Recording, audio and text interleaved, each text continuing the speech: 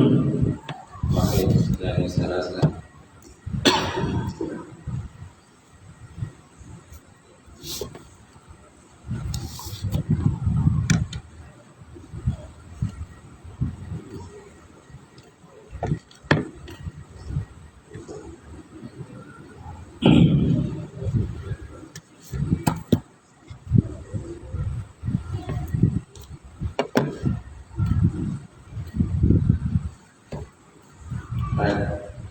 InsyaAllah kita menjalankan ya, sirah kita pada bulan ini dengan kita sama-sama membaca kitab Ila Hadratin Nabi Muhammad Mustafa Rasulullah sallallahu alaihi wasallam wa ala kiram ashabihi syukur Fatihah. A'udzu billahi minasyaitonir rajim. Bismillahirrahmanirrahim. Alhamdulillahi rabbil alamin. Ar-Rahmanir Rahim. Maliki yaumiddin. Iyyaka na'budu wa iyyaka nasta'in. Ihdinas siratal mustaqim. Siratal ladzina an'amta 'alaihim ghairil maghdubi 'alaihim waladdallin. Amin.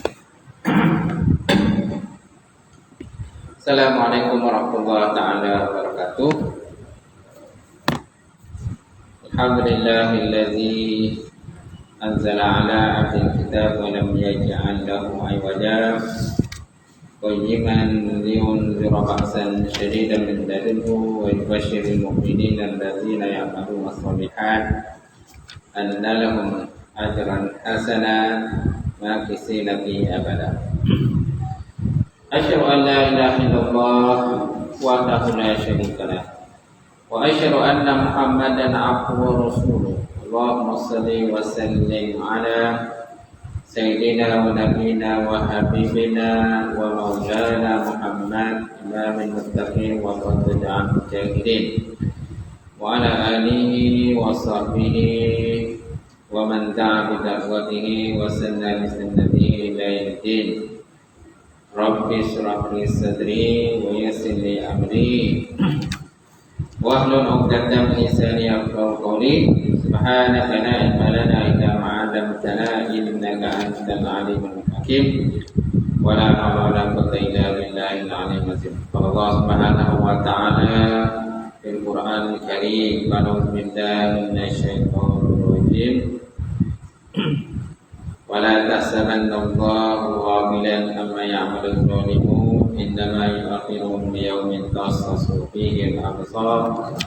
Yang bermaksud janganlah kamu menyangka Allah Subhanahu wa taala itu lalai terhadap apa yang dikerjakan oleh orang-orang yang zalim di kalangan kamu. Mereka itu hanya saja ditangguhkan azab oleh Allah Subhanahu wa taala sehinggalah suatu masa mata mereka itu terperiak melihat azab Allah taala. Qala Nabi sallallahu alaihi wasallam, la yu'minu ahadukum hatta yuhibba li akhihi ma yuhibbu li nafsihi. Yang bermaksud tidak sempurna iman salah seorang kamu sehingga dia mencintai saudaranya sebagaimana dia mencintai akan dirinya sendiri. Fa inna asdaqal hadits kitabullah wa khairal hadi hadi Muhammad sallallahu alaihi wasallam wa syarrul umuri muhdatsatuha wa kullu muhdatsatin bid'ah wa kullu bid'atin dhalalah wa kullu dhalalatin finnar.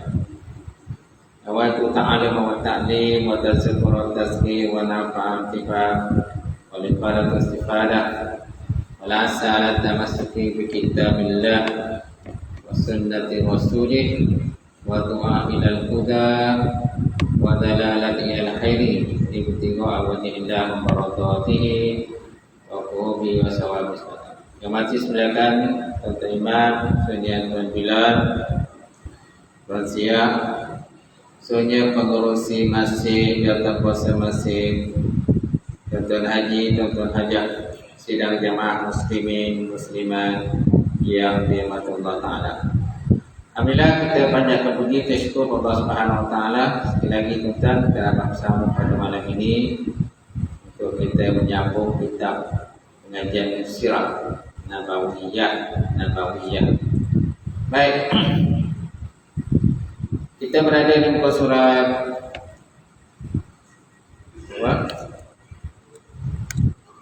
tak ada muka surat periat dakwah dan peringkatnya, marhalah dakwah dan peringkat dakwah. Betul tak? Kita boleh, apa kata musannif, qala musannif wa ta'ala wa nafa'ana bi ulumihi bidarin amin. Kita boleh membagikan zaman dakwah Nabi sallallahu alaihi wasallam kepada dua pusingan, kepada dua peringkat ataupun pusingan lah. Di mana satu pusingan tersebut mempunyai keistimewaan yang tersendiri. Yang pertama, pria semasa di Mekah, itulah selama kira-kira 13 tahun. 13 tahun Nabi berdakwah di Mekah. Kemudian semasa di Madinah genap 10 tahun. Jadi jumlah semuanya 23 tahun lah. 23 tahun. Jadi satu tempoh yang lama, bukan sedikit lah, bukannya tempoh yang singkat. Banyak benda yang dilalui oleh baginda Rasulullah sallallahu alaihi wasallam. Kemudian satu periode dia pula merangkumi beberapa peringkat. Yang setiap satunya mempunyai keistimewaan sendiri. Ianya akan jelas dan nyata setelah kita melihat secara mendalam kepada persekitaran dan suasana yang dilalui oleh misi dakwah sepanjang dua periode tersebut. Kemudian kita lihat di Mekah. Dan kalau tempoh dakwah di Mekah terbagi pada 3 peringkat. Dia ada 3 peringkat. Yang pertama, peringkat dakwah secara sir atau rahsia lah. Ini selama 3 tahun. Sementara selama 3 tahun Nabi berdakwah di Mekah secara sir, ini secara rahsia lah. Tidak dijelaskan kepada, tidak dizahirkan kepada orang awam. Itu. Kemudian yang kedua, peringkat dakwah terbuka pada penduduk Mekah, iaitu bermula pada tahun keempat kenabian. Tahun keempat nubuwah atau kenabian, sehingga kepada penghujung tahun ke-10. Kemudian yang ketiga, peringkat dakwah di luar kota Mekah. Luar kota Mekah dan tersebar dakwah ke luar Mekah.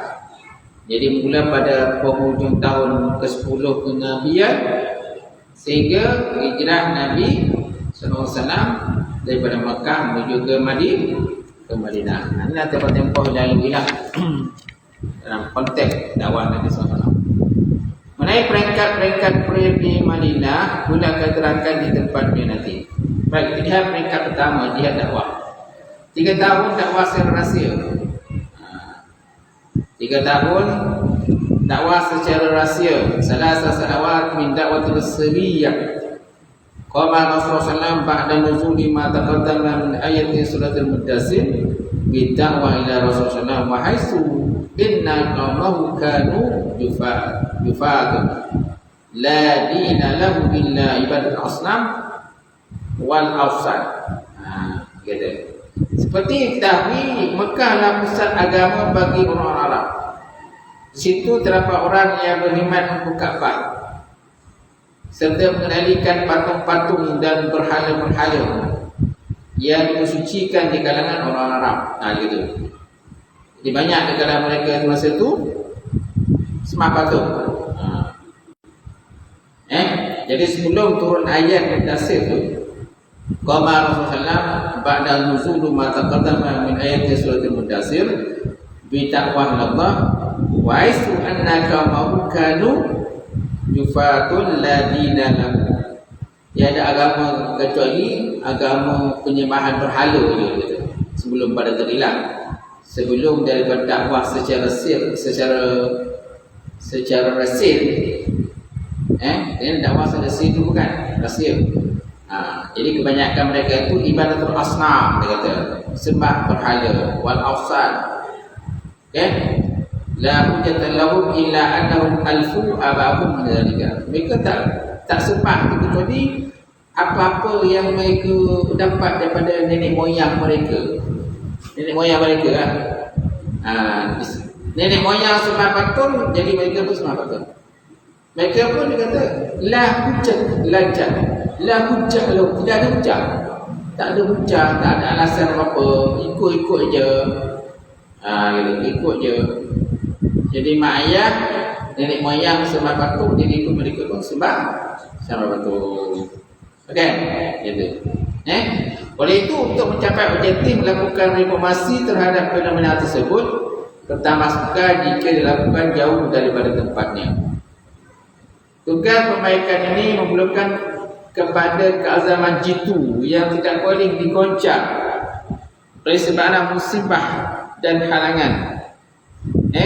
Berdasarkan pada hikmah untuk menghadapi suasana tersebut, maka dakwah pada peringkat mulianya dijalankan secara rahsia agar tidak menggemparkan penduduk Mekah yang boleh menimbulkan kemarahan mereka lah. Jadi kena buat secara rahsia lah dulu. Rahsia kan, senyap itu kan. Jadi kalau dah ramai penyokong tu barulah buat secara terang-terangan. Ini baru pekerat dia kan. Tak ramai lagi. Antara orang yang pertama memeluk Islam ialah antaranya ialah Siti Khadijah, isteri baginda Rasulullah sallallahu alaihi wasallam sendiri. Antara orang yang pertama. Abu Bakar antara orang pertama. Sayyidina Umar pun kemudian sebenarnya. Sayyidina Umar pun kemudian. Kemudian Sayyidina Utsman. Baik. Kumpulan peringkat terawal. Serumlahnya pada peringkat awal, Rasulullah SAW mestilah lebih dahulu menyampaikan Islam kepada orang yang paling rapat dengannya, kaum keluarganya serta teman-temannya. Sesuai Allah Ta'ala sebut Al-Quran, wa anzir ashirataka aqrabin. Wa anzir ashirataka aqrabin. Berilah kamu peringatan kepada ahli keluarga kamu yang terdekat. Ahli keluarga terdekat. Siapa ahli keluarga terdekat itu? Mak ayah kita, kan, isteri kita, suami kita, adik-adik kita, kan, pak mentua, mak mentua dan sebagainya kan. Itu ialah orang yang terdekat kan. Yang dikatakan wa'ashirataka aqrabin. Berikanlah peringatan kamu pada orang yang terdekat. Bila dah ahli keluarga terdekat masuk Islam, mula yang jauh sikit. Kerabat yang jauh gitu. Jadi mula kerabat yang dekat, lepas kerabat yang jauh juga. Itulah cara ataupun metodologi, antara metodologi atau kaedah dakwah itu. Tapi kalau ahli keluarga sendiri yang tak nak Islam, pasalah kepada yang jauh dulu, yang dekat pun tak nak. Macam mana? Baik. Jadi Rasulullah SAW menjadi mereka supaya memeluk Islam. Setiap orang yang mempunyai akhlak, ciri akhlak yang baik yang Rasulullah SAW kenali mereka, dan mereka juga mengenali Rasulullah SAW, diajak oleh baginda kepada Islam. Jadi Nabi dia tengok dia scan, tengok mana kan akhlak-akhlak yang baik ni, yang bagus akhlaknya, boleh mengertinya, walaupun mereka boleh masuk Islam lagi. Tapi Nabi dah tengok, dah scan, tengok, oh ni akhlak dia baik, ni orang ni baik. Maka Nabi pun dakwah macam masuk Islam. Gitu. Jangan dakwah orang yang akhlak dia teruk dulu. Kan, yang keras dia punya cara kata penerimaannya kepada Rasulullah SAW. Jadi yang keras penerimaan, akhlak yang buruk ni, yang jenis buat apa berzina dan sebagainya, Nabi dia tak dakwah dulu. Nabi tengok mana akhlak yang baik dulu, itulah Nabi berdekati dan dakwah kepada mereka kita. Ini pun salah satu metodologi dakwah, kaedah dakwah gitu. Baik. Setiap orang yang punya akhlak yang baik, yang Rasulullah kenali mereka, dan mereka juga mengenali Rasulullah, diajak oleh baginda kepada Islam. Rasulullah kenal mereka sebagai orang yang sukakan kebenaran dan kebaikan. sementara mereka mengenali Rasulullah SAW sebagai orang yang benar dan orang yang baik. Lalu di kalangan mereka yang sedikit pun tidak meragui kebesaran Rasulullah SAW dan kebenaran berita yang disampaikan terhadap segolongan mereka yang menyambut ajakannya dan dikenali dalam sejarah Islam sebagai golongan sabiqun al-awwalun. Golongan sabiqun al-awwalun. Sabiqun maknanya orang terdahulu lah. Sabiqun orang yang mendahului masuk Islam. Sabiqun. Awalun orang yang awal. Awalun lawannya akhirun. Awalun lawannya akhirun. Itu golongan yang utama sekali yang masuk Islam. Dikatakan golongan terdahulu. Mereka didahului oleh Ummul Mukminin Sayyidatina Khadijah binti Khuwailid, isteri Alam sendiri, dan hambanya Zaid bin Sabit bin Surah bin Al-Kalbi, sepupu baginda Ali bin Abi Thalib, di mana beliau masih kanak-kanak dan di bawah jagaan Rasulullah SAW dan sahabat setia, iaitulah Sayyidina Abu Bakar. Nampak? Jadi mereka ini masuk Islam pada hari pertama Rasulullah SAW melancarkan dakwahnya tu, kan? Nampak? Hari pertama Nabi dakwah, ni orang masuk Islam tu. Nampak? Sebab ada sahabat-sahabat lain dah tunggu seminggu dulu lah. Seminggu dulu, 2 minggu dulu, sebulan dulu lah, fikir dah dulu je tu, kan? Oh, masuk Islam. Ni tidak. Ni orang yang awal yang dipilih oleh Allah Subhanahu wa ta'ala. Masya-Allah. Dan senang nak dapat macam ni kan, kelebihan Allah Ta'ala beri. Baik. Kemudian Abu Bakar turut sama menyeru kepada Islam. Summa nasyata Abu Bakrin fi da'watil Islam. Wa kana rajulan mu'allifan mujiban sahlan zat khalqin wa ma'ruf. Jadi Abu Bakar ni dia seorang lelaki yang mesra, kata. Seorang lelaki yang mesra, disenangi, mudah berbicara, berkira bicara serta akhlak yang baik dan suka berbuat kebajikan. Zat khalqin wa ma'rufin, dia kata. Dia ni orang yang mudah didekati, akhlak pun baik, suka buat kebajikan. Nampak? Mana sebelum masuk Islam ni Abu Bakar buat banyak buat kebajikan. Bila masuk Islam lagi pula. Nampak? Bila masuk Islam lagi pula banyak kebaikan. Kebaikan yang dibuat oleh Sayyidina Abu Bakar tadi. Malah dalam banyak perkara dia lah dulu yang buat sebelum sahabat lain yang buat. Sama-sama kan? Ada satu kisah tu, ada satu cerita di mana Nabi SAW satu hari solat subuh lah. Selepas solat subuh, Nabi bertanya dengan para sahabat, ada tak di kalangan kamu pada malam tadi ataupun sebentar tadi yang dia telah pun bersedekah? Ada tak di kalangan kamu sebelum datang ke solat subuh ni, mereka ataupun dia telah pun menziarahi orang sakit? Ada tak di kalangan kamu ini berpuasa? Jadi para sahabat pun diam. Jadi ada sahabat dia kata, ya Rasulullah, macam mana kami nak buat semuanya? Kami baru nak solat subuh, kita pun nak solat subuh, kan? Jadi bila masa kita nak bersedekah, bila masa kita nak kunjung orang sakit, maka tiba-tiba Abu Bakar pun bercakap lah, kata, kan, saya ya Rasulullah, saya ya Rasulullah, ya, aku telah berniat untuk berpuasa sunat tadi, pagi tadi lah, mata sahur lah. Kemudian ketika aku datang ke sini, aku terjumpa seorang yang meminta sedekah dan aku bagi sedekah. Kemudian ada seorang sahabat yang sakit, sebelum datang ke sini telah pergi ziarah orang sakit tersebut. Nampak? Itu kelebihan yang ada Abu Bakar. Sahabat Elif pun diam. tertiap sahabat lain. Mereka tak boleh mendatangi kelebihan yang ada pada Bakar. Mana nak kontak apa saja, dia yang terdahulu. Masya Allah. Kemudian Nabi ada sebut satu hari, ada di ujung kampung ni ada seorang perempuan yang buta, gitu. Dia ni ada perempuan ni ada masalah untuk mengangkat air dan untuk berwudu.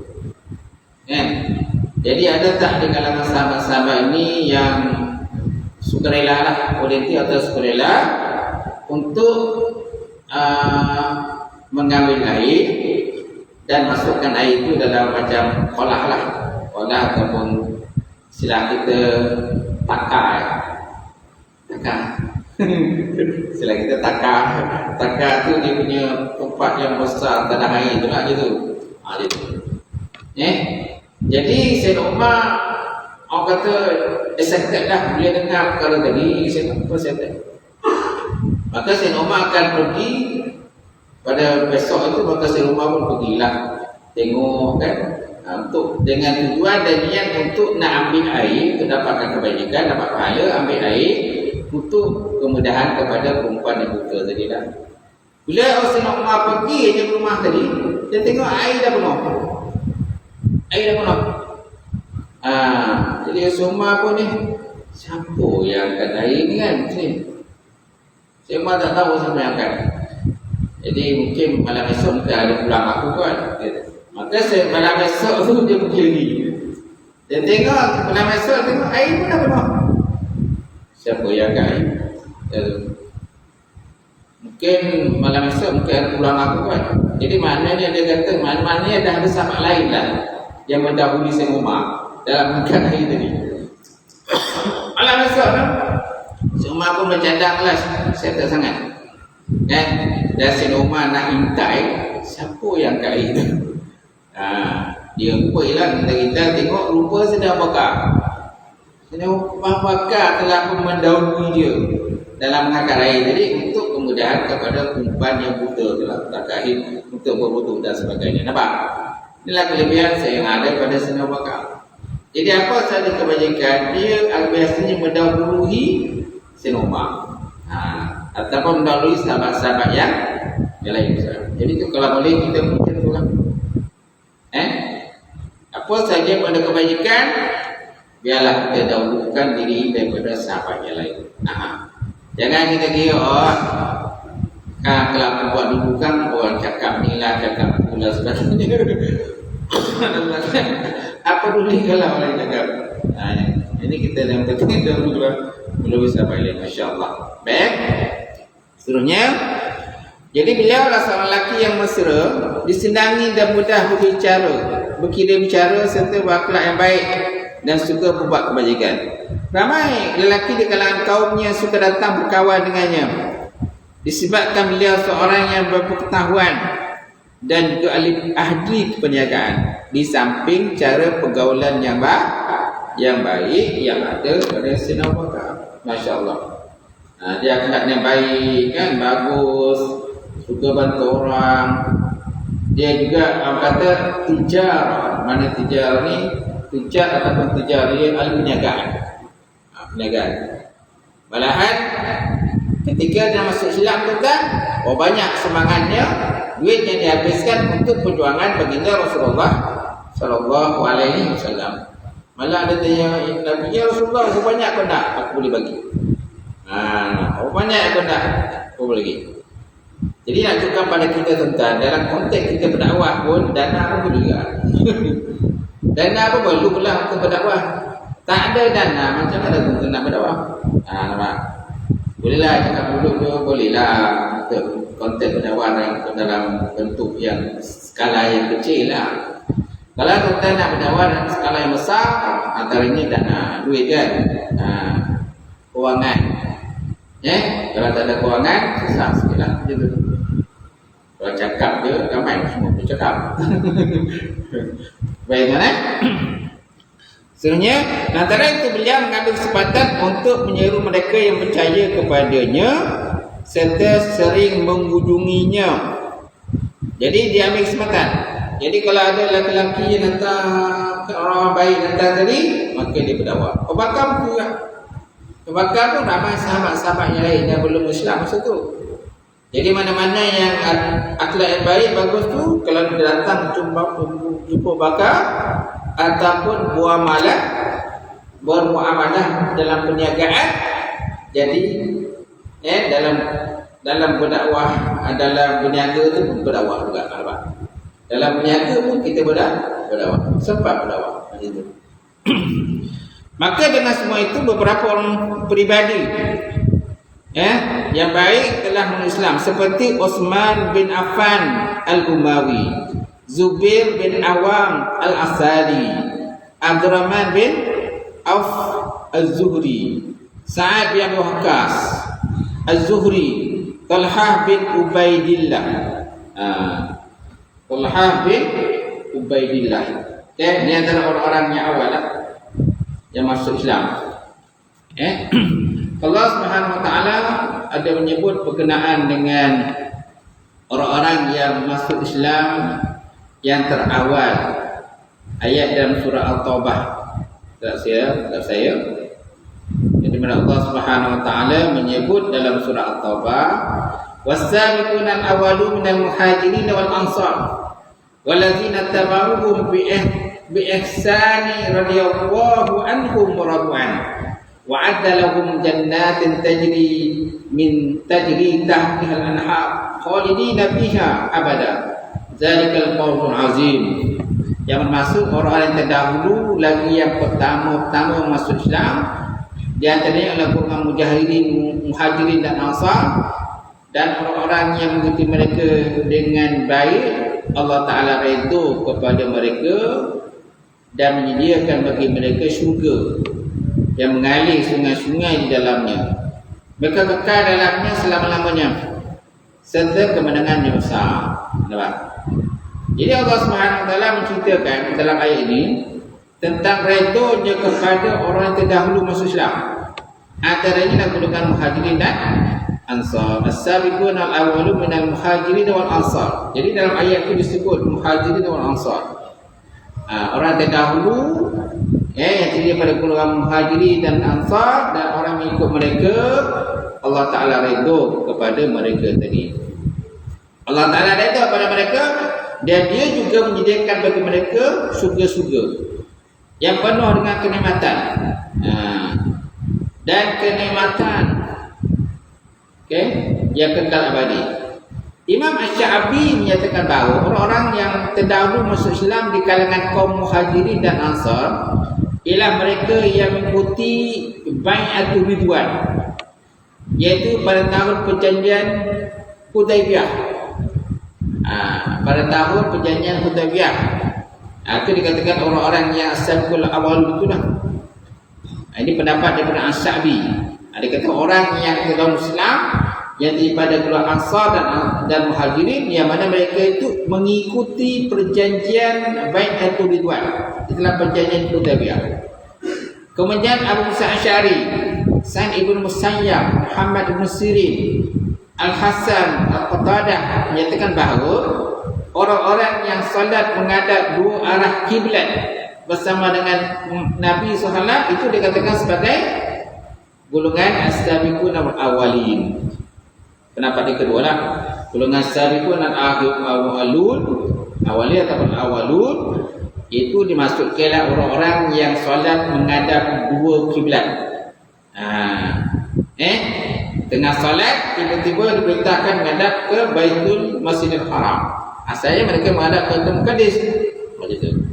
Kemudian Muhammad Ibn Ka'ab Al-Qurazi menyatakan bahawa Khalifah Sayyidina Umar pernah melewati seorang lelaki yang sedang membaca firman Allah Subhanahu wa taala, as-sabiqun wal awwalun tadi.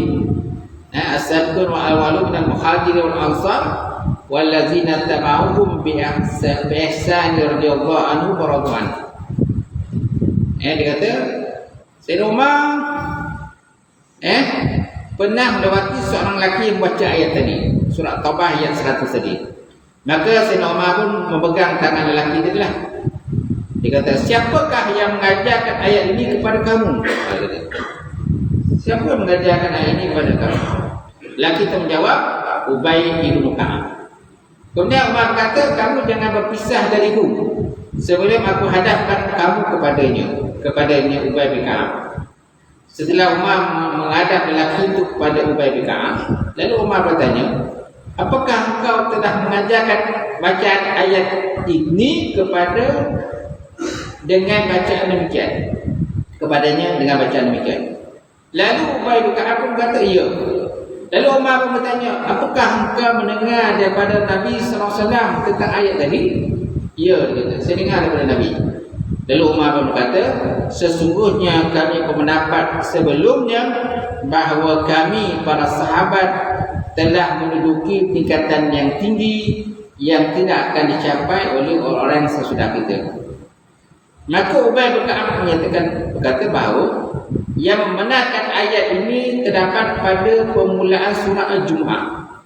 Surah Al-Jumu'ah pun ada kaitan dengan ayat tadi, surah Al-Taubah tadi. As-Sabiqun awwalun. Apa ayat itu yang berbunyi? Wa akhirina minhum lamma yalhaqu bihim wa huwal azizul hakim. Dan juga kepada kaum yang lain dari mereka yang belum berhubungan dengan mereka. Dialah Allah Ta'ala yang maha perkasa lagi maha bijaksana. Ayat surah Al-Jumu'ah ayat 3. Kemudian dalam surah Al-Hasyr juga ada kaitan dengan ayat surah Taubah. Ayat tadi as-sabiqul awwalun wallazina ja'u min ba'dihim, dan orang-orang yang datang sesudah daripada mereka. Kemudian surah Al-Anfal pun ada kaitan dengan ayat surah tadi. Wallazina amanu min ba'di wa hajaru wa jahadu minhum, dan orang-orang yang beriman sesudah itu kemudian berhijrah dan berjihad bersama dengan mereka juga. Itulah sudah sikit berkenaan dengan tafsiran kepada ayat tadi dah. Sabiqun al-awwalun. Sebabnya kita kena muliakan sahabat-sahabat terdahulu yang telah beriman, tuan.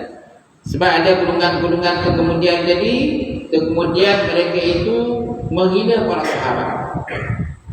Menghina para sahabat. Jadi golongan Syiah, mereka menghina para sahabat. Golongan Khawarij,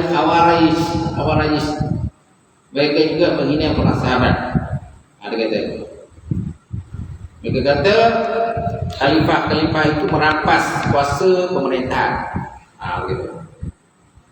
Dan macam-macam lah tanggapan tak baiklah kepada para sahabat, golongan-golongan yang telah beriman terdahulu. Masya Allah.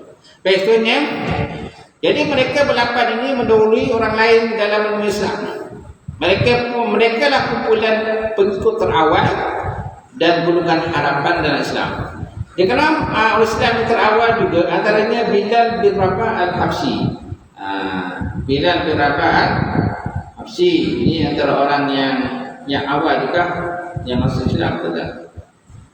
Tahulah Bilal ni kan antara orang yang banyak menerima ujian yang berat. Jadi bukan Nabi dia menerima ujian yang berat, dia sahabat pun menerima ujian yang berat. Seperti Bilal bin Rabah. Kemudian diikuti dengan orang yang digelar orangnya amanah di kalangan umat ini, iaitulah Ubaidah Amir Al-Jarrah. Ubaidah Amir Al-Jarrah ini antara orang yang awal Islam juga lah.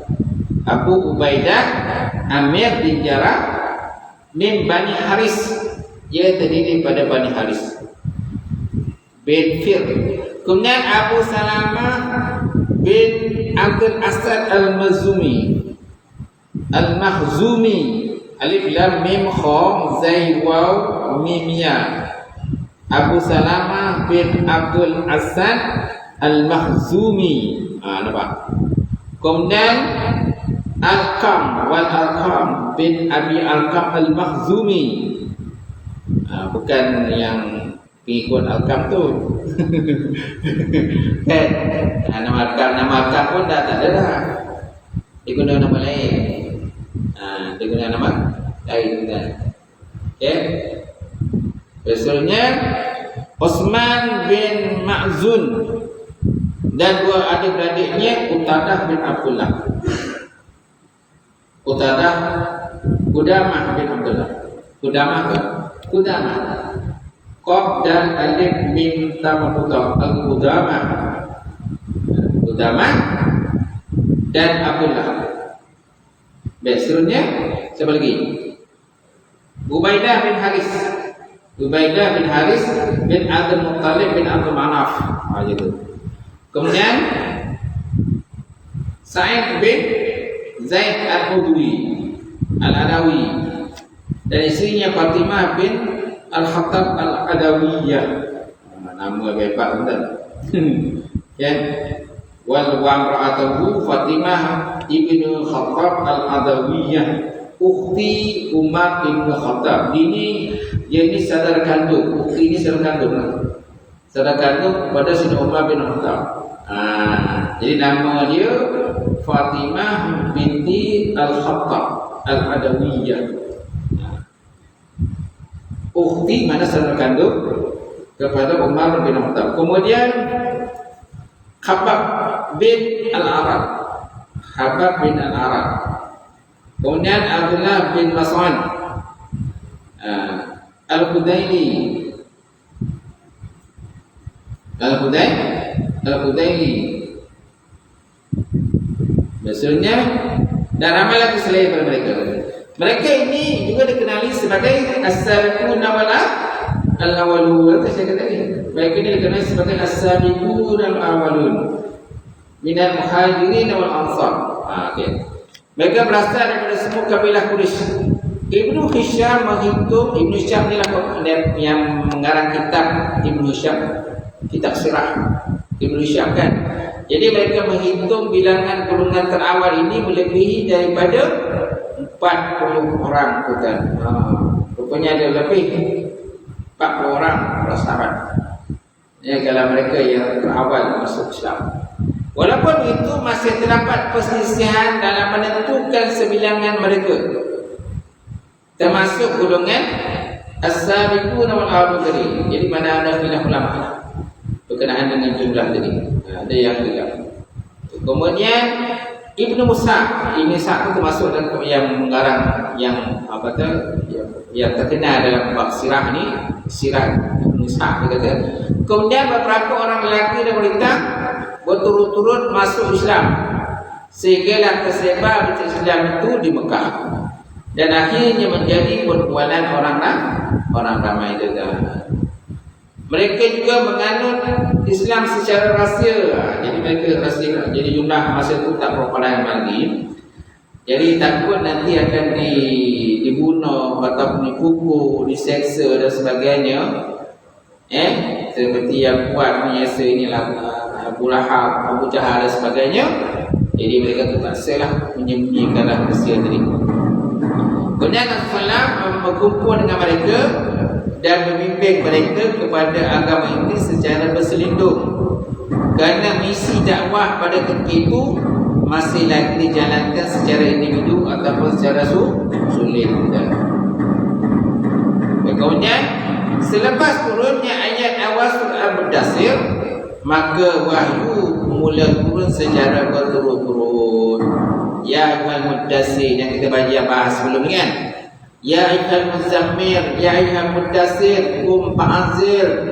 Wahai orang muslimun, bangunlah, berikanlah peringatan. Nampak? Ni kena mulalah step secara terang-terangan. Secara mujarah atau musyahadah terang-terangan. Jadi mereka terpaksa lah menanggung risiko. Apa sahaja yang berlaku kepada mereka, mereka terpaksa tanggung dalam risiko tadi. Seterusnya ayat-ayat Quran dan beberapa bahagian surah yang turun pada masa ini adalah ayat-ayat yang pendek, mempunyai suku kata yang cukup menarik serta irama alunan bahasa yang menawan sejajar dengan suasana dakwah yang bagaikan berbisik halus. Nampak? Jadi ayat-ayat pendek-pendek aja. Tapi walaupun pendek bagi pengertian yang mendalam. Gitu. Istilahnya jawabul kalim. Jawabul kalim maknanya perkataan yang ringkas tapi makna yang mendalam. Nabi SAW juga biasa menggunakan istilah jawabul kalim. Maknanya perkataan yang ringkas tapi makna yang padat. Hati kita nak lah. Cakap banyak pun kadang-kadang tak ada faedah pun tak guna kan. Jadi ayat ini merangkumi ajaran supaya membersihkan jiwa, melihat tentang keburukan jiwa yang tercemar dengan kehendak-kehendak dunia dan mensifatkan syurga dan neraka seolah sedang dilihat dengan mata kepala mereka.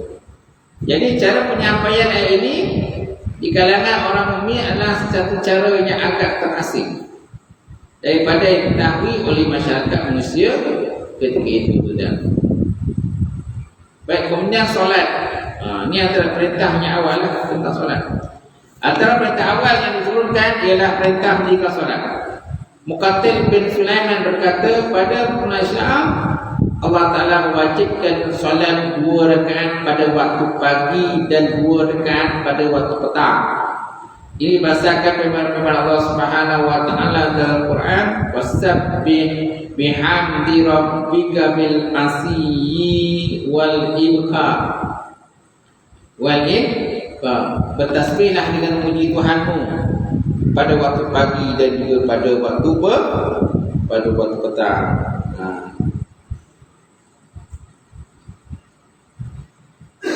Ada juga pendapat menyatakan innal fardha kanat salatu qabla tulu'i syamsi wa qabla ghurubiha. Ada juga pendapat menyatakan solat itu ialah solat sebelum difardukan, adalah solat sebelum terbit fajar, terbit matahari dan sesudah terbenam matahari. Itu.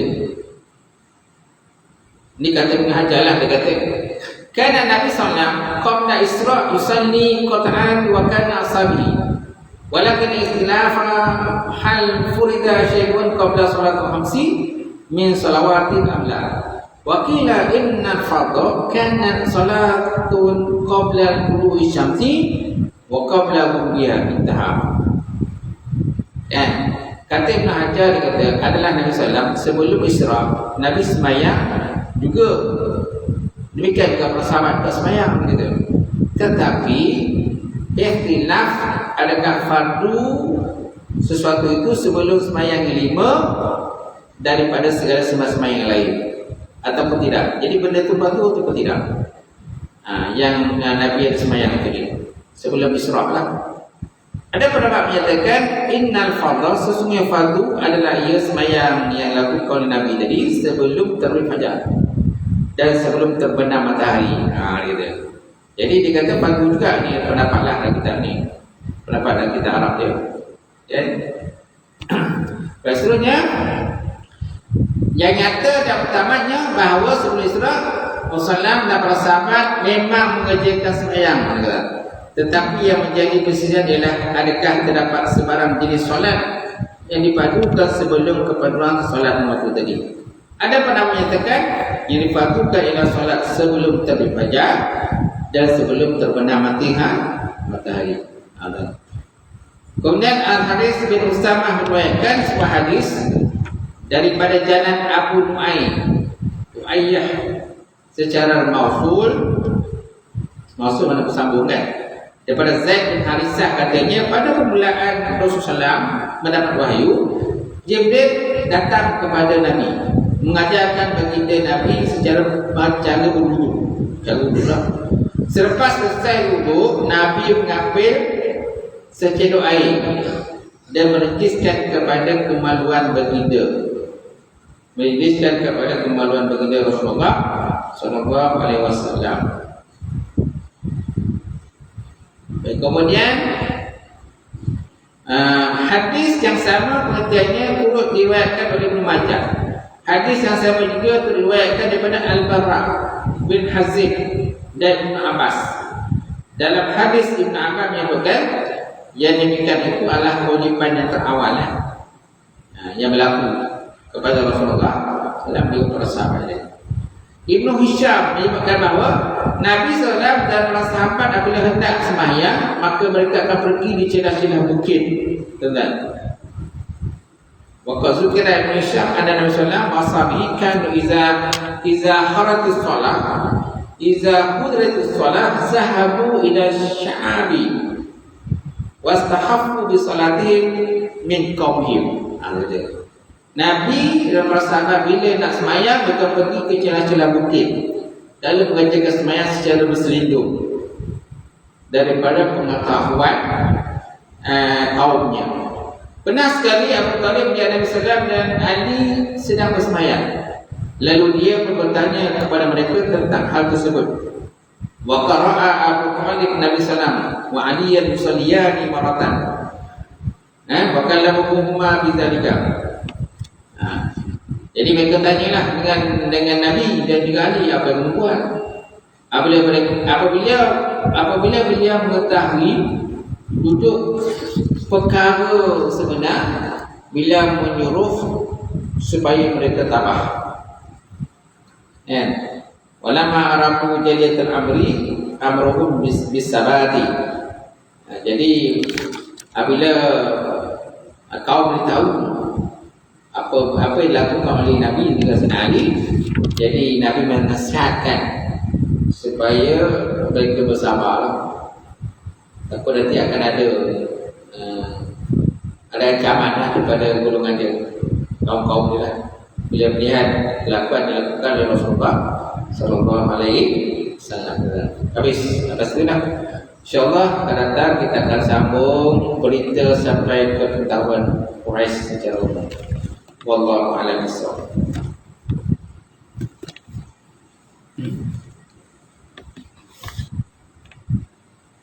Saya nak beritahu berkenaan unit takmir Jahis.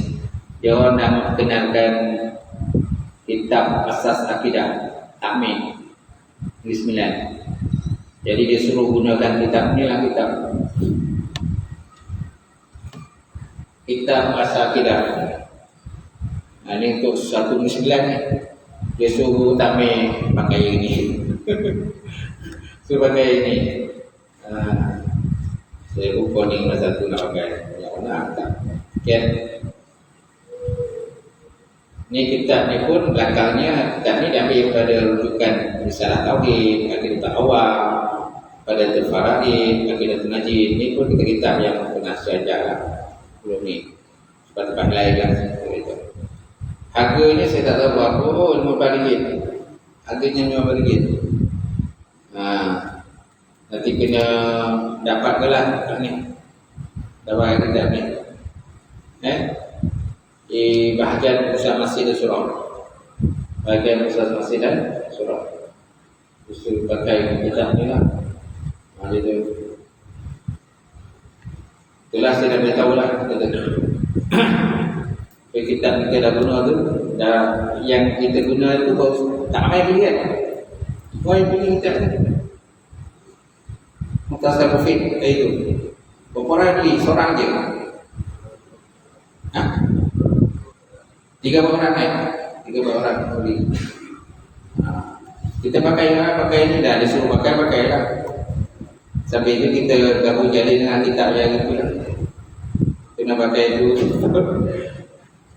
Kita boleh tengok lah kitab ni. Kitab asal akidah. Dia minta guru kami suruh disenjak kalau sebagai kitab ni. Kalau ada sepakai itu dah ada seboli.